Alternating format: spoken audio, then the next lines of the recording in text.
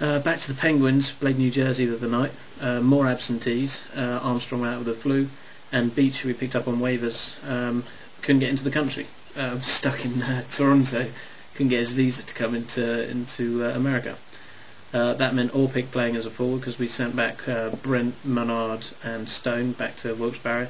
Called up Nathan Smith and Alan Nasruddin, so good to see Nazi there. I like him, he's one of my favourite players. And Orpik playing as a forward on the left wing on the fourth line looked a little bit lost early on. They got him out for an early shift and he just looked like a lost kid. He lost his mum, doesn't know where to go, you know, he was a bit of a shambles. It was a good start to the game actually, not a lot of pressure on Conklin early. Brodeur made plenty of saves, but typical Devils power play goal. They got the first goal on the power play, and they got a bit more jump, and then the game just got going, you know, a bit more toing and froing. The second started well for us. Stoll and Christensen crashed the net, got the goal. Good start, you know, a little bit lucky, but we'll take that. Aaron Ashton with a high hit on Letang was a bit of a talking point. Laruck got in his face, had a little chat. I think we got a power play out of that, and the Devils did really well on the penalty kill. They're notoriously good defensively, always have been, and they just kept a man high to stop Gino from skating around with the puck, and they foiled us. You know, the previous teams had done it with Gonchar, but this time it was stopping Malkin from skating with the puck, and it did well. We couldn't really do anything from there because we don't really have much to after Malkin, especially with Crosby out. Is Christensen for number 2. Great feed from Talbot behind the net, and then a beautiful Forsberg move. Just slip it to the backhand round Brodeur, no chance. How long before that guy just explodes though? I mean, he's got such potential, he's got such a great shot, he's so great one-on-one, but we can't manufacture the space for him to work in, to play in, and once we do that I think he can really go at it. But if we can't do that, move him on, who knows. Straight after that, great shift from the number 1 guys. Bugsy just stuck it in on the doorstep, a little spin on the spot, and just whacked it past Brodeur. It was good to see scoring coming from elsewhere than Malkin and Sikora, and a win for 4-2. Straight next night, back to Atlanta, where the All-Star game was, to play the Thrashers, and once again Orpik playing as a forward. Still no Armstrong or Beach. The Thrashers had a great chance early on. Dupuis really should have scored, got through on Conklin, but Conklin with a save. Penguins started, you know, we started okay, but Bobby Halik, of course, my favourite player, sarcasm, with the goal. It was a great hit on Thorburn behind the net actually from Laruck, but then the puck came out front and Halik put it in. We didn't look bad, you know. For the start of that game, we didn't look bad. We didn't look like we were going to get beat really bad. You know, we ended up losing the game, but it wasn't as if we played badly, and it didn't look like we were going to lose. We always had a chance. We were always in the game. We just couldn't get any cycles going behind the net, and that's where we miss Armstrong. Sikora isn't quite as strong in the cycling behind the net. Malkin's good because he's not quite as strong as Crosby when it comes to facing the boards, but he can get that puck out his feet and he can move it so quickly. Armstrong just loves to get in there and get dirty in the corners. That's where we really miss him. Hopefully he'll be back soon and we'll get back on track. A nice hit from Rutu on Perrin in the corner. Nice to see him getting the physicality going. I was really worried that we were just going to let the game pass us by without, you know, even if we're losing, you've got to at least impose yourselves. And he did that. A little bit later on, a little bit too much physicality, and the Thrashers had a 4-minute power play. I think it was a high stick from Brooks Orpik. Could be wrong though. And we did well to kill most of that power play. Malkin had a really great penalty killing shift.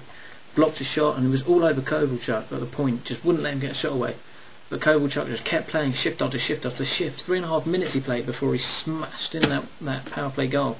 And you know, there's not a lot you can do. You can't foil Kovalchuk for 4 minutes on a power play. It's impossible. We did get some physicality going, and it was Rutu again with a hit on Kovalchuk. Ended up hitting him knee to knee.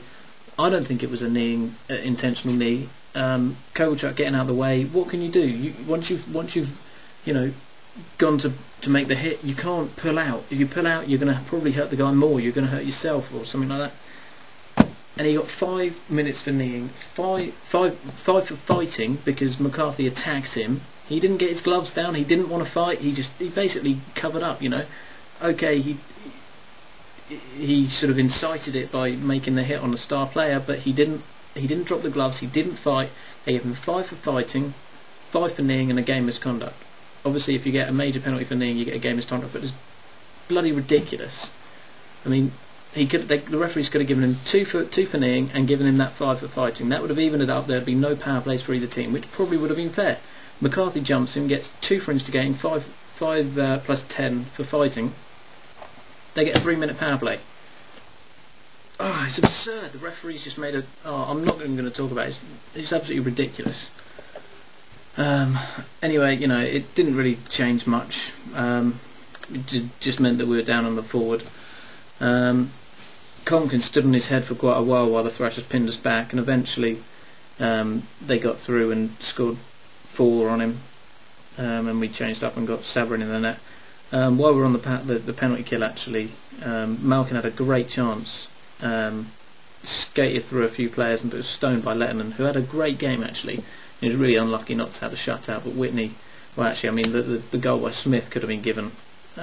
Orpik marauding down the wing, straight into the passes it across the crease, and Smith. It looked like a good goal to start off with, but it was waved off. You know, it could have gone either way, but they gave the goal, so maybe they should have. For me, there wasn't evidence. There wasn't overriding evidence to suggest it was a kick, but you know, it didn't. I don't think it would have mattered too much, to be honest. I'd rather get the luck in a tie game rather than a game like that where we weren't really on form. Didn't have a lot of zip, not a lot of chemistry, and you know, it nothing really came of it. We lost that game and probably deserved to. Not a lot else to say. Trades could be in the pipeline soon. Shiro had a few things to say like the other week, but he wasn't giving anything away about having Crosby out for so long. But you know, the rumours have been there. As people are talking about Sundin or Forsberg getting him because he's coming back to the NHL as a free agent, but he's blatantly going to go to Philly. I'm thinking, you know, Erik Christensen. I've said it for quite a while now. I think he's probably expendable, especially once we get Armstrong back and see if we can get Beach in the lineup, see how he does, and hopefully we'll get Tyler Kennedy back soon as well. Maybe Christensen go and a pick for Adam Foote at Columbus, or maybe Rob Blake, or maybe something a bit different. I'm sure Shiro's got something up his sleeve, and hopefully we'll see some moves soon. Just had to add one more thing. I've been watching the Capitals game tonight because I can't be bothered to sleep. The sleep's boring and there's hockey on. And I've just watched Alexander Ovechkin put in one of the most incredible performances. 5 hits, 3 of them absolutely huge, 3 goals. The hat-trick goal was just unreal. You saw him flying down the left wing, coming inside into the slot, and he's got the defenseman square in front of him. You can't see the goal. Doesn't matter. Rips it through his legs, top corner, hat-trick. Got an assist as well. Now the leading scorer in the league. He is unbelievable. I want to see Penguins and Capitals face off in the playoffs. I mean, Capitals don't have a good enough D really to get there, but I hope they do just for that. That's all.